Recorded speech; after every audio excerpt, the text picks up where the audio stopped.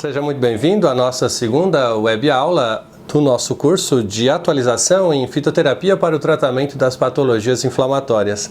Nessa aula de hoje nós vamos trabalhar com vocês a inflamação e a sua correlação direta com os quadros oxidativos. Nós vimos na aula passada que a inflamação era decorrente de uma lesão celular.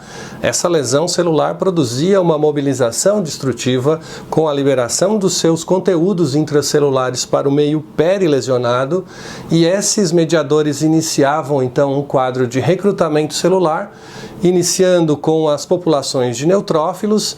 Esses neutrófilos que migravam então para fora do vaso em decorrência dessa destruição celular, começavam sinais clínicos reconhecidos como inflamação, em que nós tínhamos como sinais clássicos a dor, rubor, calor, edema e perda da função do órgão.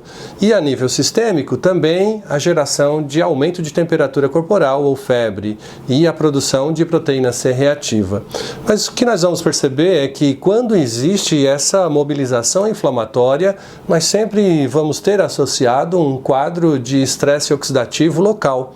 Esse estresse oxidativo local envolve então a produção de inúmeros radicais livres. Esses radicais livres, eles são decorrentes então da atividade, do aumento da atividade celular, que é mobilizada para dentro da região perilesionada em função desses mediadores que inicializaram o processo de recrutamento celular, e que esses radicais livres acontecem então em várias formas, sob várias condições químicas geradas por esse metabolismo celular. O principal deles é o radical superóxido, que é produzido a partir das populações de neutrófilos, pela ativação desses neutrófilos em sua essência para a migração e o combate ao agente causal.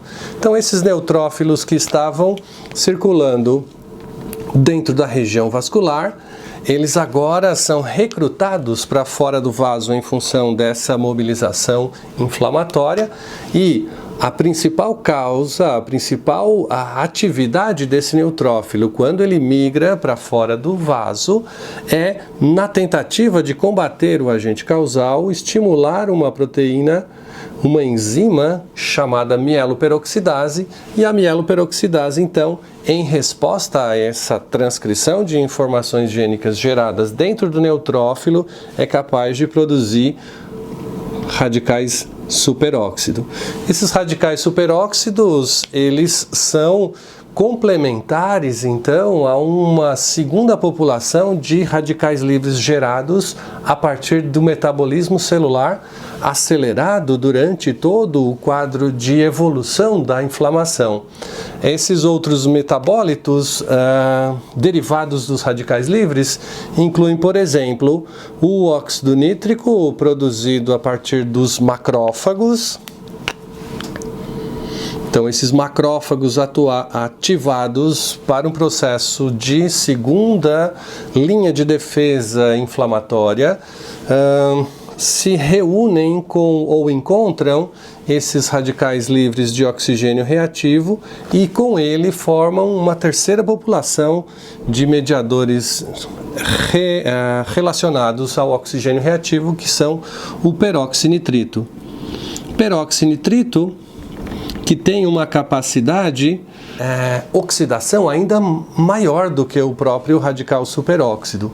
Esse peroxinitrito, por sua vez, é capaz agora, num quadro oxidativo geral, produzir em sua resposta de ligação com lipídios que estão presentes nas membranas celulares, produzirem lipoperóxidos.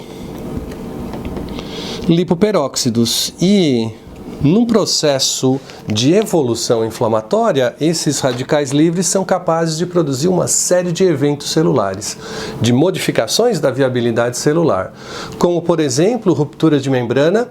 Essas membranas que são lipoperoxidadas, elas se rompem e acabam produzindo necrose tecidual. Necrose tecidual que libera mais mediadores para recrutamento de mais células de defesa e o processo da inflamação inflamação que inicializou com uma destruição de uma população celular, agora intensifica com um processo oxidativo associado. Nós temos ainda, numa evolução do quadro oxidativo, a possibilidade de geração de mutação nos DNAs das células que são afetadas por esse conjunto de radicais livres gerados. Essas mutações, elas podem gerar, por exemplo, defeitos genéticos nas populações peri-inflamadas.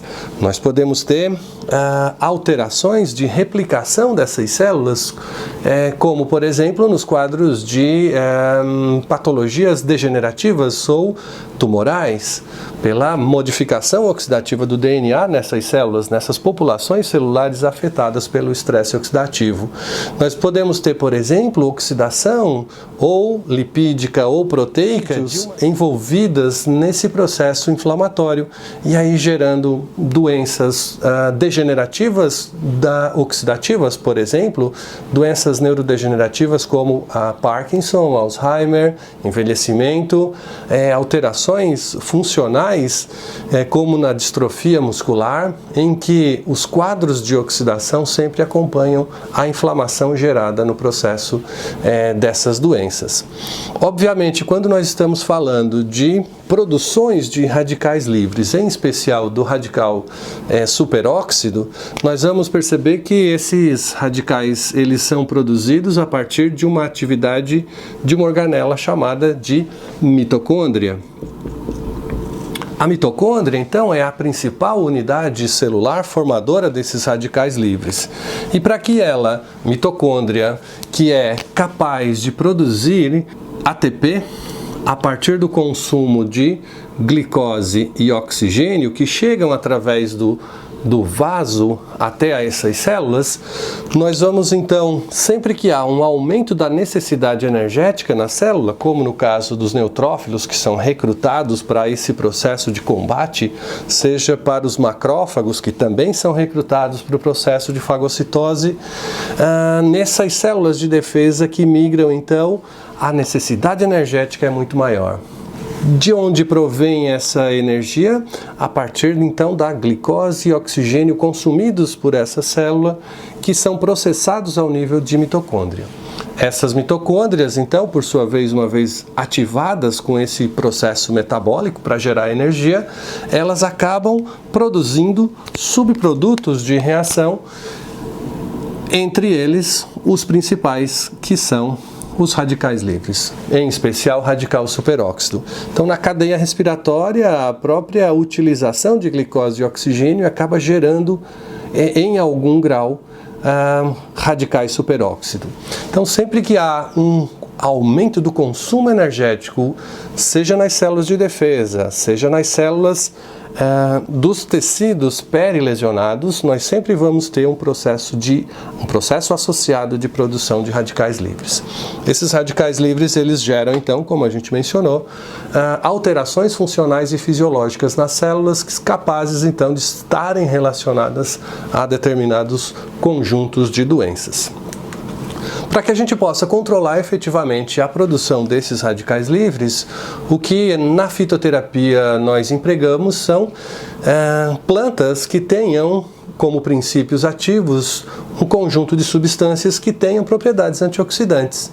Obviamente, quando se associa essas plantas a um conjunto complexo de respostas oxidativas, como no caso da inflamação, nós sempre vamos ter uma melhora clínica do paciente em relação aos processos deletérios que estão associados aos quadros de oxidação.